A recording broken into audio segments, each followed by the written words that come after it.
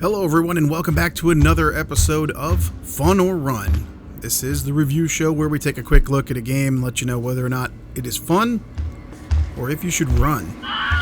The game in question today is Alien Isolation on the Nintendo Switch.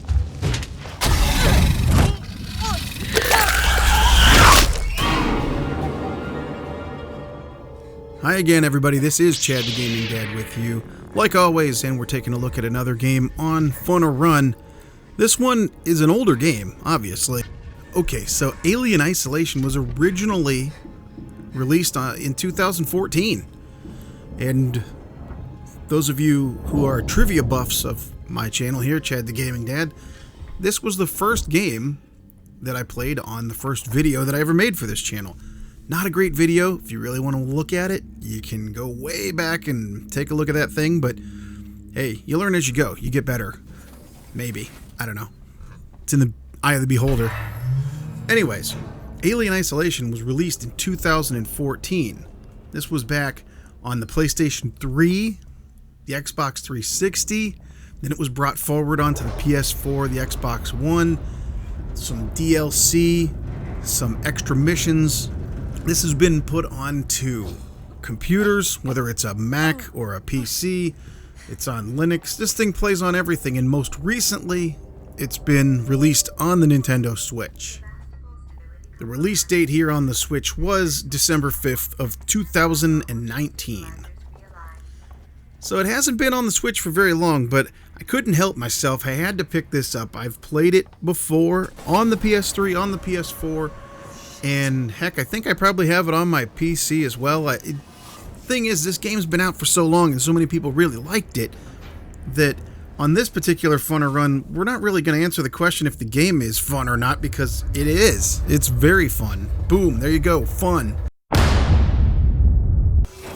Yeah, but we're more or less looking in this video to see why would you want to get it on the Switch if you've played it every other way.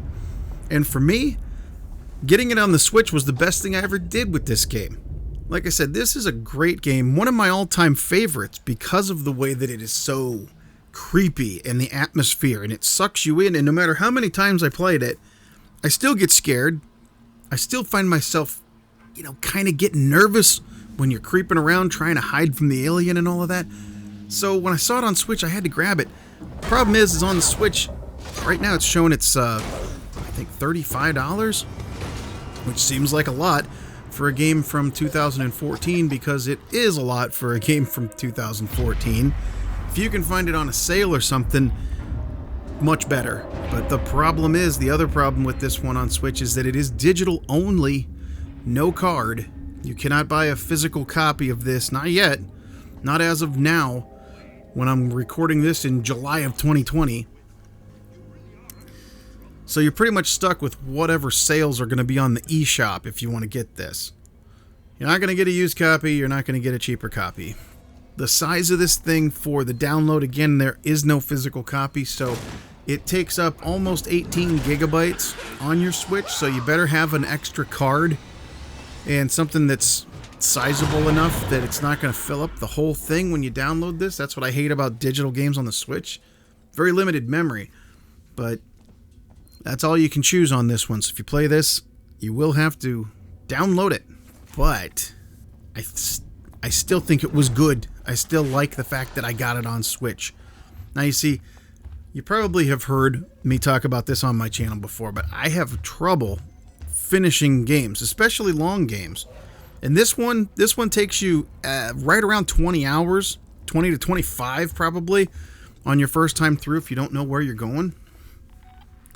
So this is a long one, and I actually completed this thing, and I occasionally go back to it and play more levels. I'm trying to go through the challenge levels. I played the DLC that comes with this. When you get it on Switch, everything is included. It's like the definitive edition type of a deal. Some of the stuff that's the greatest in this game is how everything does look and feel and sound just like what you remember watching in that original Alien movie, which was basically, it was like a horror movie, but it was a sci-fi horror movie. I still get chills when I watch that movie. Love that stuff. So this game, I had to play it. It's just one of the greatest Alien games that you can play. This is the stuff that people were waiting for forever. Not Colonial Marines or any of these other things, although looking back on that, knowing what it is before you get into it, you can have some fun with that. It's just a kind of a run-of-the-mill crappy shooter. But it's got aliens in it, so that makes it a little better. But anyway, we're not talking about that game. We're talking about Alien Isolation. So the best thing that happened to me, like I said, I don't play things through, especially long ones like that. I play them for a while and find something else. This one hooked me. And I think the reason why is because it's on the Switch. I lay down in bed or on the couch or wherever. Make sure you put some headphones on, because the audio in this game is second to none. It's some of the best audio you will ever hear in a video game, and it sets the mood. And I mean, you don't even have to see anything. You could be standing there doing nothing, and the sounds that this game makes will creep you right out. It will give you chills, even without you doing anything. There's nothing on screen. You're just standing there, but the sounds, oh my gosh.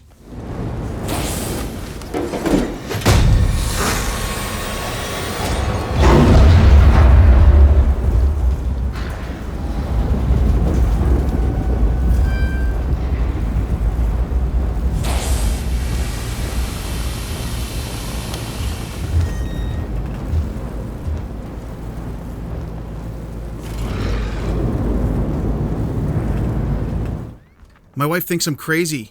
Lay down at night and I'll play this with my headphones on, and I'm sitting there going, oh, geez, I'm freaking out. It scares you, but that's fun. The basic storyline, if you don't know already, this game's pretty old, but I need to contact chances are you may not know. If you watch the old Aliens movies, or Alien movies, Sigourney Weaver's character, Ellen Ripley, she was on a ship that went to a planet and found these alien artifacts, and one of the eggs opens up, jumps on the guy's face, and then the big alien pops out of the chest, the whole thing. So, this game, Alien Isolation, you follow her daughter. And her daughter is Amanda Ripley, and basically her whole life, she's always wanted to know what happened to her mother, because at the end of the Aliens movies, she's basically floating around in space. And I think this one happens in between Alien and Aliens. And Amanda wants to know what happened to her mom. You remember the ship her mom was on, Nostromo, got blown up. That's how she got rid of the alien. And then she escaped on that. It's like a lifeboat. Amanda finds out that her mom's flight recorder was retrieved and taken to this space station, Sevastopol. And that's what this game's all about. She goes there to find out what happened to her mom. That's her whole mission. Well, things go downward from there, obviously. We've got to reestablish long-range communications. You're becoming hysterical. Tut, let's resolve this amicably. Samuels, listen to me. It's not safe here. Seegson's got this place locked tight. Their goddamn androids are killing people. That's impossible. It's contrary to primary synthetic programming. I've seen it, Samuels. I guess Seegson's got a different idea about synthetics. And there's something else here. A creature. It's big and it's lethal. Ripley, slow down. A creature. It's a life form. An unknown type. Some kind of alien organism. It's extremely dangerous. Along the way, you'll find items that you can use, different tools. It's sort of Metroidy in a way that you can't go past certain areas until you find the tool or the blueprint or whatever that allows you to go past the next zone, and so on. There is a lot of backtracking, and there is a lot of back and forth. The only real downside of this game is that you do fight the alien, you do go through the whole station, but then it does drag on. You feel like you're done a couple of times. You're pretty sure that, it's game over, man. It's game over. Game over, man. It's game over. And it's not game over. It just keeps on going, and then you think you're game over again. Game over, man. Game over, No, man. not yet. Not yet. Not game over, man, yet. Keep going. And then you wind up fighting all of these androids. My goodness. The androids creep me out more than the alien does. At the beginning of the game, you're powerless against the alien. It's very scary, but toward the end of the game, you've got weapons, you've got flamethrowers and stuff. You cannot kill the alien, but if you have enough flamethrower fuel, you're pretty safe because you can blast them with that and keep going where you need to go. The guys that give you tons of trouble are these androids, the working Joes. I can't stand these things. I hate them.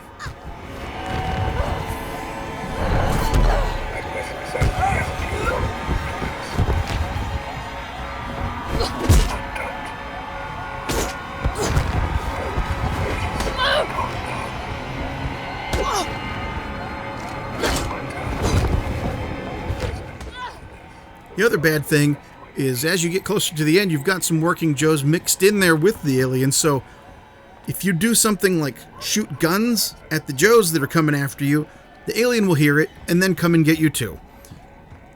It's great. So anyway, there's lots more that could be said about this game, lots more to show you and everything, but for fun or run, there's no question buying this on the Switch, even if you already have it someplace else. If you didn't finish it and you want to, get it on the Switch and you'll find yourself just carrying that thing around playing this until you finally get to the end. 100%. Absolutely fun.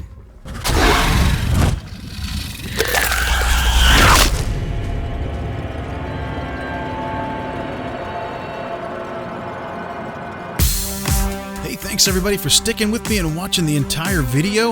I hope you liked it. The best way to help out the channel is to leave a like, leave a comment, and tell your friends. If you'd like to support the channel further, there are links in the description.